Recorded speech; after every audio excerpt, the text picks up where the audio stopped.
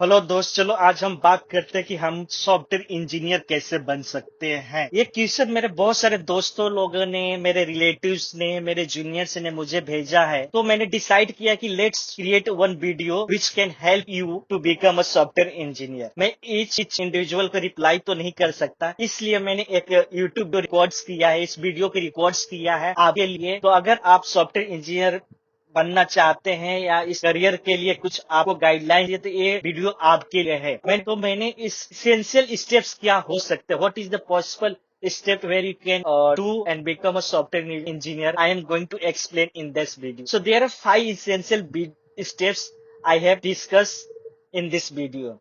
First steps, your education. What is your basic education requires to become a software? अगर आप कितने तक पढ़े हो या नहीं पढ़े हो, 10th पास हो, 12th पास हो, ग्रेजुएट हो, what is your minimum qualification required to become a software engineer? या आप किसी कंपनी में you are going for hunting a jobs और applying for a jobs in MNC और others company also, then what is the minimum qualification required for that? So we are going to talk about your education in detail. Second part is coding. Many person are very confused about which language we are going to learn for get a job. वो बहुत confuse होते हैं कि मुझे Python करना है, Python is a trending technology, so I have to learn Python. API database में जाना है, एपीआई डेवलपर्स बनना है, फ्रंट एंड डेवलपर्स बनना है, जावा कोडिंग करूँ, जे क्वेरी करूँ, रिएक्ट, एंगुलर, और वो बहुत कंफ्यूज रहते हैं। They are confuse a lot. So हम लोग उसके बारे में बात करने कि हमें स्टेप बाय स्टेप्स कैसे प्रोग्रामिंग लैंग्वेज को सीखना है and how can be understand and clear your fundamental. Third, हमें कौन सा डेटाबेस पे प्रैक्टिस करना है। अगर आप एकदम फ्रेशर है, आपको डेटाबेस का नॉलेज नहीं है, you are not solving any problems और you have not any knowledge about the database, तो इजी डेटाबेस क्या रहेगा और किस पे प्रैक्टिस करना है उसके बारे में बात करेंगे। क्योंकि आज के मार्केट में lot of database available for programming like SQL, my SQL, Oracle, Postgre SQL, MongoDB etcetera. तो हमें कौन सा डेटाबेस इजी होगा स्टार्ट में अंडरस्टैंड करने के लिए, उसके प्रोग्रामिंग लैंग्वेज को सीखने के लिए। So we will going to talk about that. Fourth step is practice. How we can practice? कितना प्रैक्टिस करना है, क्या प्रैक्टिस करना है, कैसे स्टार्ट करना है, कौन सा आईडी लेना है या ऑनलाइन कौन सा प्लेटफॉर्म पे प्रैक्टिस करना है। I will going to share the details for that. And fifth and last is competition. आप कितना भी पढ़ लो, हाउ, बट आपको एक ना एक दिन टेस्ट करना है, पार्टिसिपेट करना है। आपकी अंडरस्टैंडिंग कितना हुई है, आप कितना तक कोड कर पा रहे हो, आपका लेवल ऑफ कोडिंग क्या है, इस इनिशियल फेज, मॉडरेट, स्ट्रॉन्ग। अगर आपको टेस्ट करना तो you have to be competitive in any platform. This is the 5 steps I will talk about in this video. First, complete your graduation. That is a step number 1. Second, step number 2, choose one programming language. Third steps, learn a database. Step 4, practice every day. And step 5, participate in coding challenge. So this is the 5 steps we will going to cover in this video. So guys, मैं बहुत technical details में बात नहीं करने वाला हूँ, because ये video उनके लिए जिसने करियर अभी स्टार्ट ही नहीं किया, जस्ट ग्रेजुएट हैं। टॉक अबाउट एजुकेशन, कि हमारा बेसिक एजुकेशन क्या होना चाहिए। So complete your graduation. मेरा सजेशन यही है कि कंप्लीट योर ग्रेजुएशन फर्स्ट, क्योंकि कोई भी MNC company is not going to hire you without graduation. मुझे अभी तक ऐसी कोई कंपनी नहीं मिली है जो ग्रेजुएशन नहीं मांगती है। हो सकता है कि मेरा नॉलेज कम हो। I can sure you any company, whether it is MNC or Indian company, they will ask you for a graduation, whether it is in BSc, BE or BCA, BSc in computer science, BSc in information technology or MCA, anything. So they minimum required a graduation candidate for their company. So you can at least complete your graduation. Nowadays, I have seen, if you have passionate about coding, then don't wait for your graduation. You can start your career or coding in any time, whether you are in school, college or graduation. But make sure that you have to be complete your as graduation. मैंने बहुत सारे ऐसे बच्चों को देखा है कि जिसने 10th में ही एक एप्लीकेशन बना दिया है, 12th में एक एआई टूल्स बना दिया है। So there is no hard and fast rule for coding to complete your graduation. ये उनके लिए जो जॉब हंट कर रहे हैं, मार्केट में सर्च कर रहे हैं और सॉफ्टवेयर इंजीनियर बनना है, ये this suggestion for you those guys only कि अगर एक जॉब लेना है, सॉफ्टवेयर इंजीनियर बनना है, टेक्नोलॉजी फील्ड में जाना है, तो आपको ग्रेजुएशन करने की जरूरत है। उसके बिना you are not going to apply for any MNC और एनी अदर्स कंपनी। अगर आपके पास स्किल है, आप कोडिंग पैशनेट हैं, तो आप 10th में, 8th में, 12th में कभी भी कोडिंग करके एक अपना एप्लीकेशन बना सकते हैं। तो step 2, choose one programming language. इसमें आप कोई भी एक प्रोग्रामिंग लैंग्वेज ले सकते हो, इरेस्पेक्टिव ऑफ चाहे वो जावा हो, सी शार्प हो, पाइथन हो, जावा स्क्रिप्ट हो, कोई भी लैंग्वेज हो, एंगुलर हो, रिएक्ट जेएस हो। मार्केट में an number of languages available है। आपको जो भी इजी लगता है, whatever possible, you can go for that.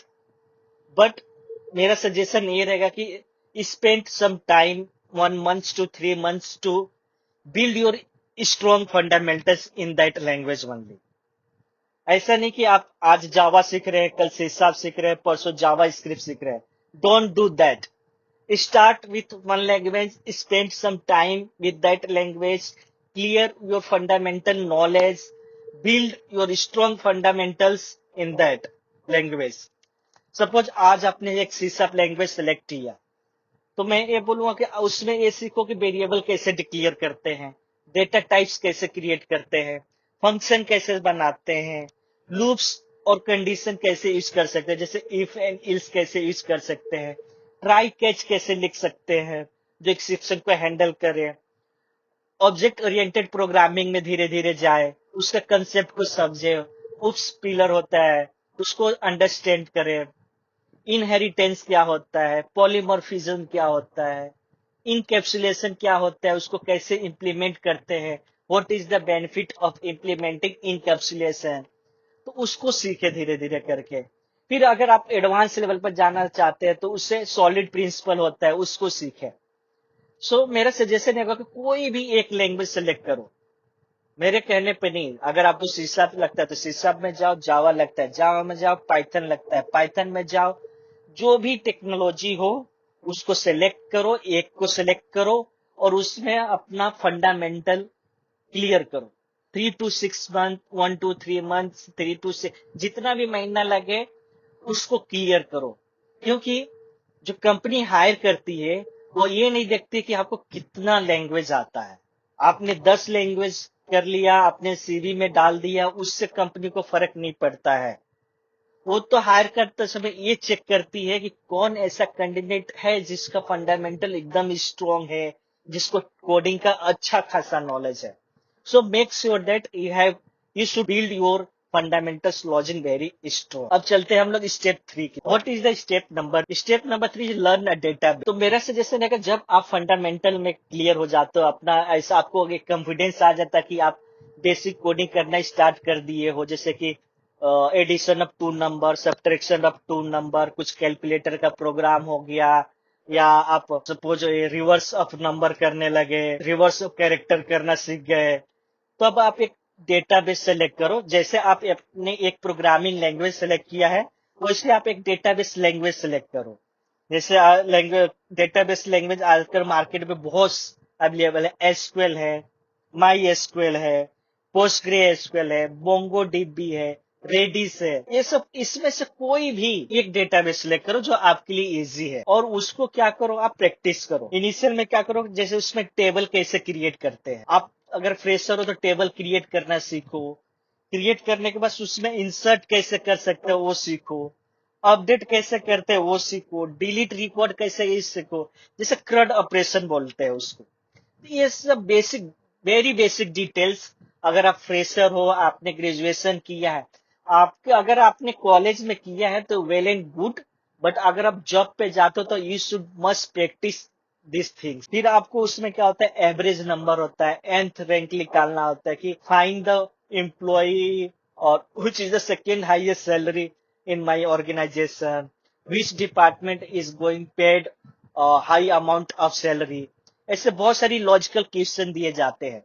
तो डेटाबेस लेवल पे आप एक बेसिक क्रॉड ऑपरेशन करें स्टार्टिंग में, फिर स्लोली स्लोली आप प्रोसीजर फंक्शन पे जाएं जहां पे आप कॉम्प्लेक्स प्रोसीजर के बारे में सीख सकते हैं। थर्ड स्टेप्स क्या, लर्न वन डेटाबेस। और ये बहुत जरूरी है। बहुत सारे लोगों को ऐसा लगता है कि वो डेटाबेस में काम नहीं करना चाहते हैं, अगर आप फ्रंट एंड डेवलपर बनना चाहते हैं, but still for interview purpose you should know a basic knowledge about your database, because at least 5 to 10 questions in aptitude या स्टार्टिंग में वो लोग पूछते ही पूछते हैं for fresher only, because they आप जब फ्रेशर हो तो कंपनी सब लेवल पे चेक करती है, फ्रंट एंड लेवल हो, बैक एंड लेवल हो, एपीआई हो, आपको क्या क्या चीजें आती है, because they are hiring in bulk. वो एक प्रोजेक्ट के लिए 100 200 1000 कैंडिडेट का इंटरव्यू लेती है, फिर उसमें से शॉर्टलिस्ट करती है कि हमें किसको कहाँ पे डालना है, फ्रंट एंड में किसको डालना है, बैक एंड में किसको डालना है, डेटाबेस के लिए किसको करना है। तो अगर आपका फ्रंट एंड और बैक एंड टेक्नोलॉजी स्ट्रांग है, आप वो दोनों में अच्छे कर रहे हो, तो आप एक फुल स्टैक डेवलपर भी बन सकते हो। तो इसके लिए मेरा सजेशन रहेगा कि आप एक डेटाबेस भी सीख। चलते फोर्थ स्टेप की तरफ, और ये बहुत ही क्रूशियल स्टेप्स है, बहुत ही इंपॉर्टेंट स्टेप्स है। आपने कुछ भी सीख लिया, आपने फ्रंट एंड का एक लैंग्वेज डिसाइड कर लिया, उसमें आपने एक फंडामेंटल क्लियर कर लिया, आपने एक बैकएंड टेक्नोलॉजी डेटाबेस टेक्नोलॉजी सीख लिया, आपने उसमें अपना क्रड ऑपरेशन करना सीख लिया, प्रोसीजर फंक्शन बनाना सीख लिया, बट उतना तक नहीं, आपको डेली प्रैक्टिस करना है। You should practice daily, because आपने सुना होगा प्रैक्टिस मेक यू परफेक्ट। आपको each and every day practice करना है।